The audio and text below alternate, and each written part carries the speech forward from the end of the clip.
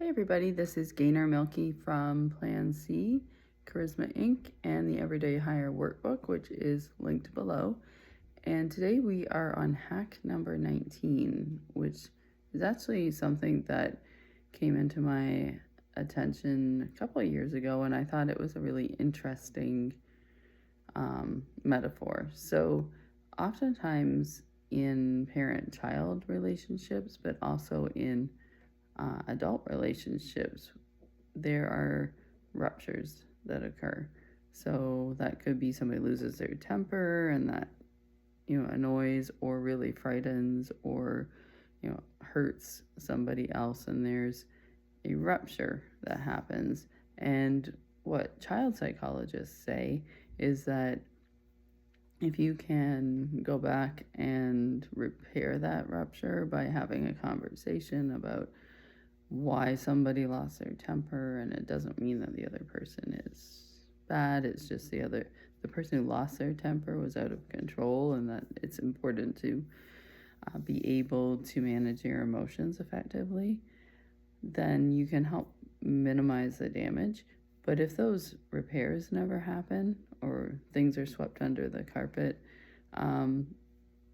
we never have the chance to heal. And that's where a lot of resentment, hurt, and negative feelings can get stored, or we basically ruin relationships that way. But another thought that I've had after doing the training with Paul Friedman of the Marriage Foundation and his book, Breaking the Cycle, is the concept of what if the ruptures never occurred. And he doesn't use the rupture repair metaphor, but what he says is that fighting should not be occurring in a marriage, and really when you think about it with your kids or anybody else, because we should be able to have thoughtful conversations and also realize that when we're really angry, we're being triggered. And so we need to figure out what it is that's bothering us instead of projecting it on the other person. So the hack this week is to reflect on whether you've either experienced or caused any ruptures. Were they repaired in a satisfactory way? If not, what can you do to repair them now or to let them go? And realize that it's both about you and about the other person's reflection of what you did on them. But also, if you've caused ruptures, that's partly or mostly about you. And so what can we do to make that right?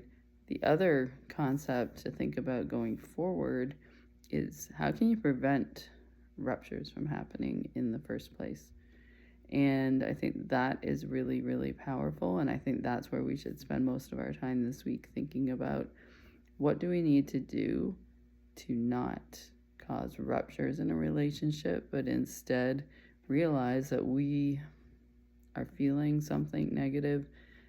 We need to work through that and then go back to the other person if it's necessary and have a thoughtful and loving conversation with them.